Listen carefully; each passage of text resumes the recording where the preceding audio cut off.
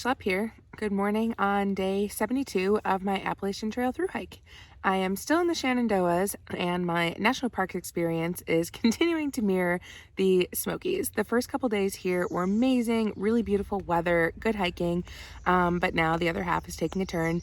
It is pretty cold and rainy, less than ideal since I just sent my winter stuff home, so sleeping last night was a little cold, and it looks like the rain is going to continue the next couple of days, so I will be putting wet clothes on and trudging forward today to ease the blow a little bit and give me something to look forward to. I did book a hostel about 35 miles up, so I know tomorrow night I will get to dry my clothes and sleep in a bed, so a little push of encouragement to get through the next 2 days.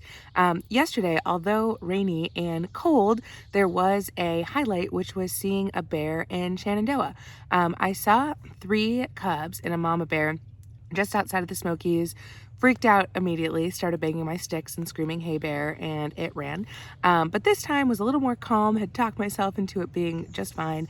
Actually got a chance to pull out the camera and get a quick clip of the bear. So that was really cool. Still in Shenandoah today and for the first bit of tomorrow. So maybe I'll see some more.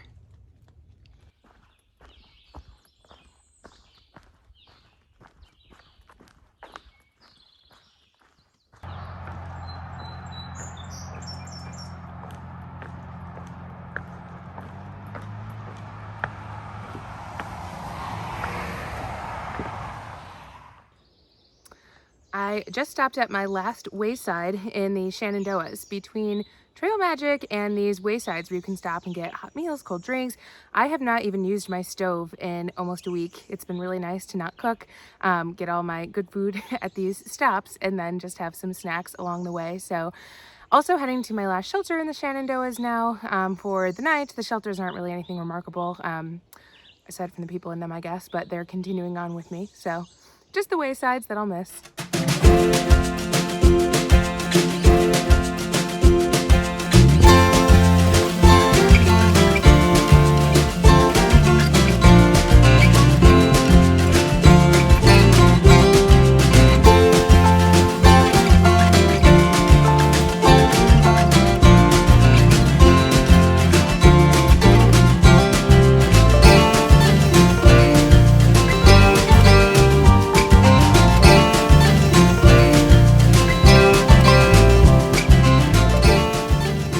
Came up to the northern border of the park, which means I'm heading out of the Shenandoahs. We lucked out with a break in the rain until this afternoon, but I missed the point of like where I dried from yesterday's rain to before I started sweating, so perpetually wet is the theme of the Shenandoahs. This stain is from my butt sweat after sitting for 2 minutes. Virginia is so hot that my entire body and all of my clothes are literally drenched. Last night, I ended up hiking into the Mountain Home Cabin, not your typical hiker hostel.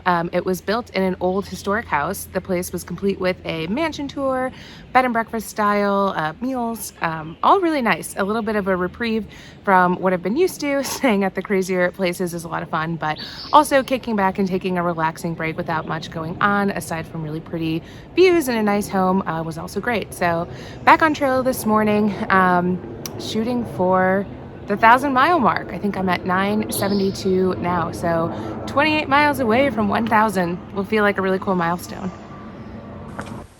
I'm heading into Front Royal to get a shower and resupply.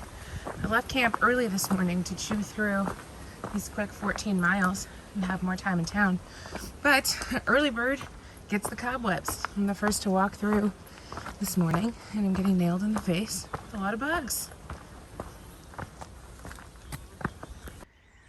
Found a copperhead snake on the side of the trail. These are the ones that can actually bite you and kill you, so I think this video is short-lived. Goodbye, copperhead.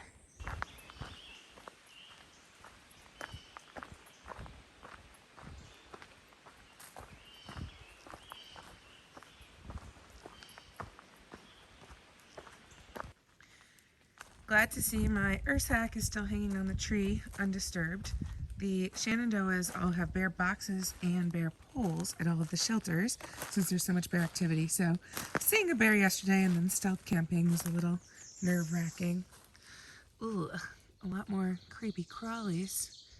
Hopefully none got in the inside, but we'll see. The Shenandoahs started a little bit meh. The hiking was still a lot of ups and downs, and there weren't many views, so I wasn't impressed. But eventually the wildlife came, the hiking got a little bit easier, the waysides kicked in, which were amazing to get some food, trail magic was awesome, so I really did end up liking it. The Ridge Runners, a lot more fun than the ones in the Smokies, so props to that, Shenandoahs.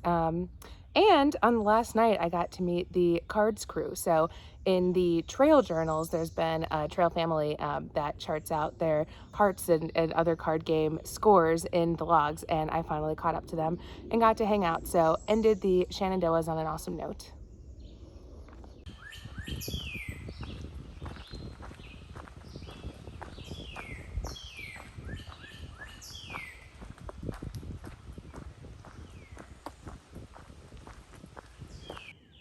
The shelter one-up game is at it again with a cooking pavilion, a shelter that has a covered porch, places to sit, even a shower and spring and horseshoe game. This place is amazing.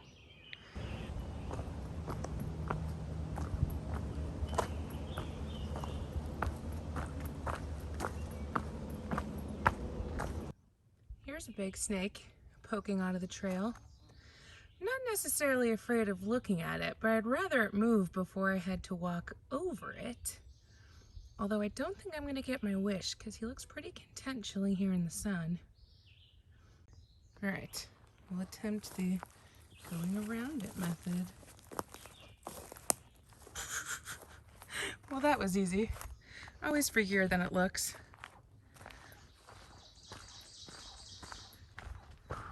Making it through Virginia feels awesome. 550 miles is the longest time that we will be in a state. The next couple of days are going to fly. It's actually only 4 days in West Virginia, and we get to pass through Harpers Ferry, which is a cool town, get to hit up the ATC Conservatory, so that will be a lot of fun.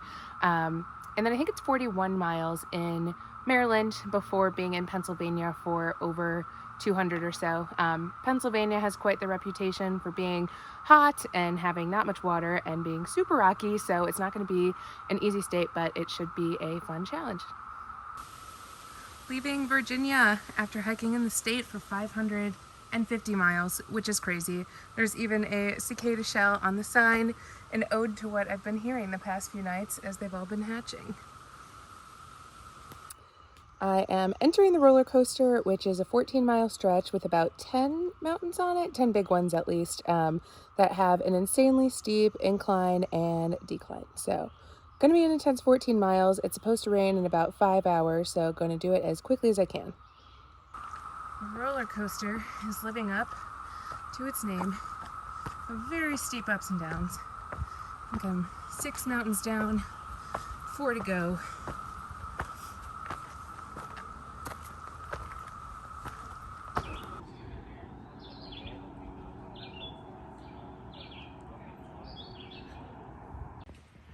$1,000 miles! Woo!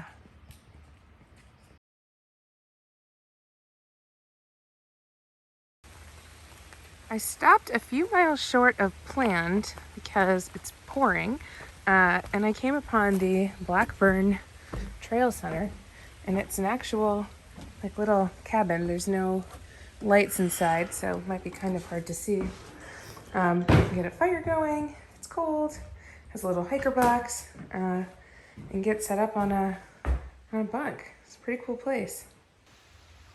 I made it out of the roller coaster, didn't even throw up. The only thing missing is the carny trying to sell me a funnel cake. I kind of want that right now. It is day 76. It was nice to wake up not in Virginia after doing that for a month. Here in West Virginia, about to hike into Harpers Ferry for the weekend to check it out. A cool old historic town, has a lot of Civil War history, and it's known as the psychological halfway point of the AT. I don't know why. The actual halfway point will come later this week. out of the roller coaster. The hike into Harpers Ferry is almost entirely downhill. Just 12 miles today. I get to hang out in the city. Well, town. Water jug trail magic usually means you're coming up to a dry stretch, so it's a good time to check the map and fill up water if needed.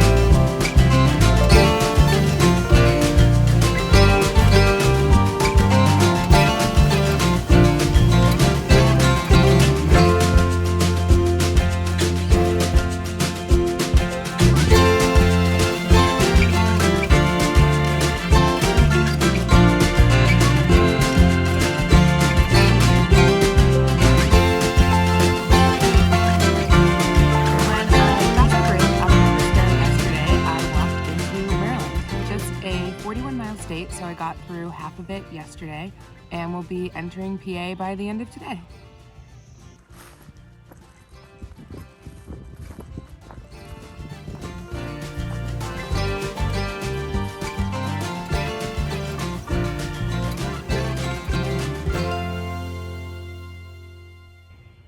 Two days through West Virginia and Maryland, crossing the Mason-Dixon line into Pennsylvania right before sunset. Day 79 and the first day of June, kicking off the month with my first full day in Pennsylvania.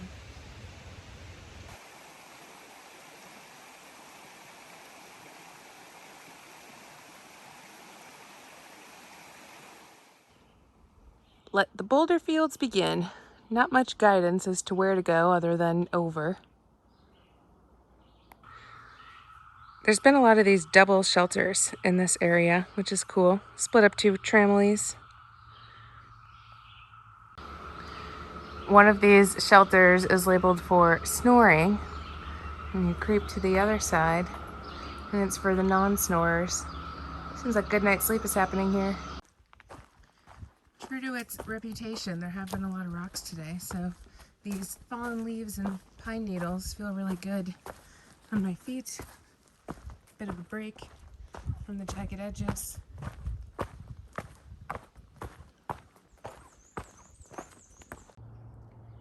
Gotta love when you're walking on the path that says most difficult. It's because it's hundreds of steps. But hey, if we're gonna be walking on rocks, it's nice that there are these semi-even steps. Very secret garden-esque in here. Hitting golden hour.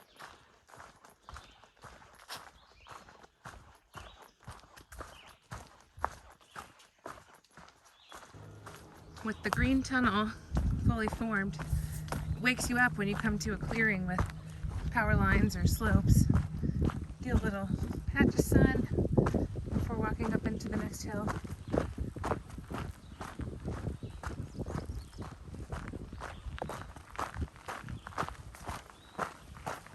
Back into the shade.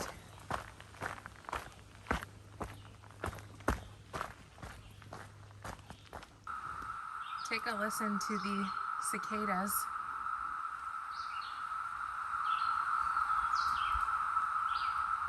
Kind of sounds like a car alarm is going off.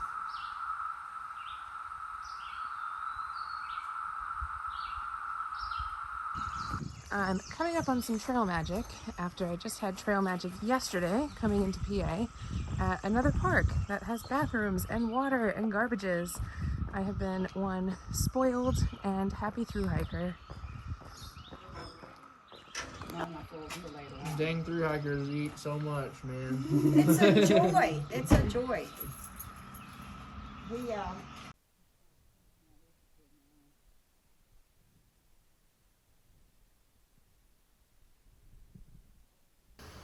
I'm stopped for a late lunch. It seems like as the hike goes on, the bigger miles I do, the more hungry I am, but I am just so over the backpacking food that I'm really not even interested in eating. Also, not being able to taste and smell adds even less variety to what the backpacking food is. So not that exciting. I'm actually doing an experiment with myself this week to see if I could not use my stove at all. I haven't the last 2 weeks, but there's been a lot of trail magic and waysides to get some hot food from. So now that I'm in an area where there's less hot food available, I want to see if I could still comfortably get away with not having a stove. It takes up a lot of space. It takes time at camp to cook dinner, just more effort than I want to put in right now. And the end result is just eating a north side or a potato side or stovetop. And I'm kind of bored of those. So we'll see if I can get through the week. I'm going to end up leaving my stove behind. Being able to carry less weight and not having to cook on trail will be nice. The last 2 hours climbing up here was wicked, but the shelter is so cool. It has a bear box. There's some wooden tent pads to put your tents up on. Another double shelter situation. The block in the middle to sit and eat. Even a wind blocker. Flowers hanging up by the swinging chair in a pit. Picnic table for extra sheltering, apparently. Yeah. An extra bed, and he's even got some flowers, some bedside flowers, as if it's a funeral. There's a rattlesnake around.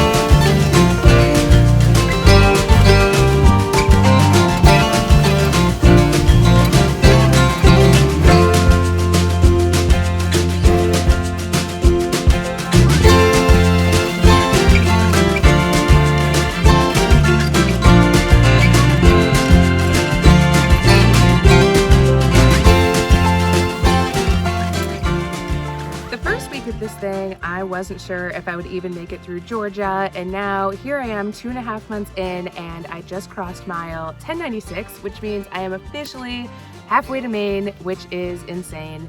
I have learned a ton in this first half, from being comfortable sleeping on the ground and not showering for a week to how to get through difficult terrain and hiking in the rain. More funny things like hitchhiking and accepting candy from strangers whenever people find out you're through hikers. All they want to do is feed you. More importantly, that there's definitely some hard days out here, but it's always worth pushing through because you can make great progress, and there's always good days to come. So really looking forward to the second half. First, there's 2 challenges that happen around this time. One is the 4-state challenge, where people start in Virginia and go through West Virginia, Maryland, and touch into PA all within one day, which is 44 miles. I had no interest in that. I am already in PA. Maryland took about 2 days, not one.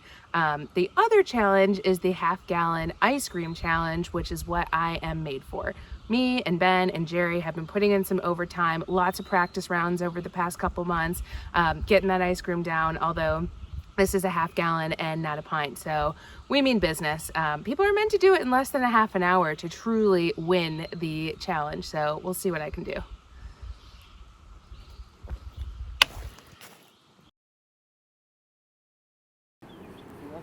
Some eat it with the spoon. Other more fierce competitors go right for the hands.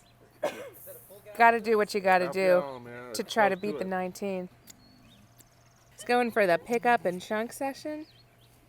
I'm so glad I'm not a competitive person. I'm so glad I don't have anything to prove. It's all in good fun.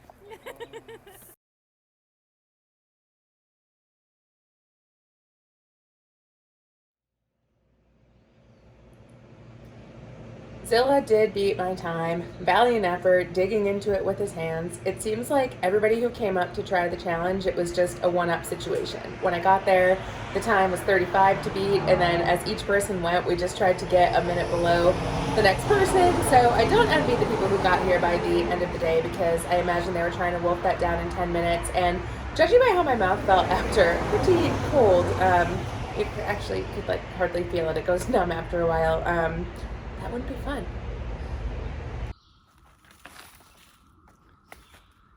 It's the morning after the half-gallon challenge, and I'm feeling pretty good. Not sure I should be proud in admitting that the challenge was actually pretty easy and my body is relatively unaffected, but hey, I'm good at eating ice cream, so there. It's one of those days where thunderstorms are supposed to roll in early afternoon, so I'm going to hit the trail and get as many miles in as I can before it hits.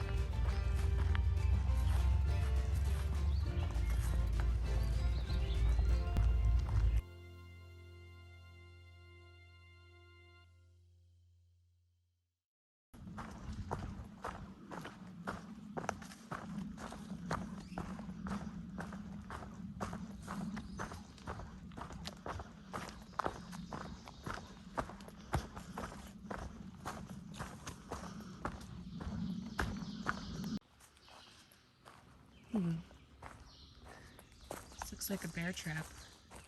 Or a human trap. There's Cliff Bars at the bottom.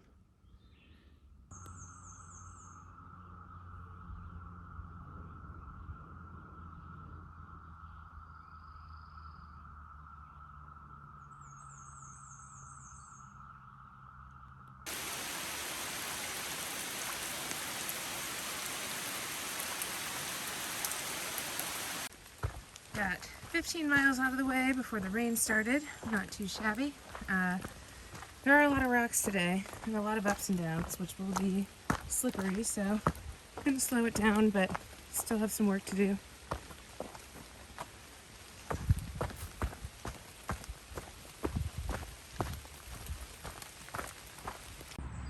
Walking through Boiling Springs. Trail cuts directly through the town. Some gigantic geese. Ducks? I have absolutely no idea what this is. It's a big bird. This little town is adorable. It currently has one open restaurant, an outfitter, and a post office that are closed. And this pretty lake.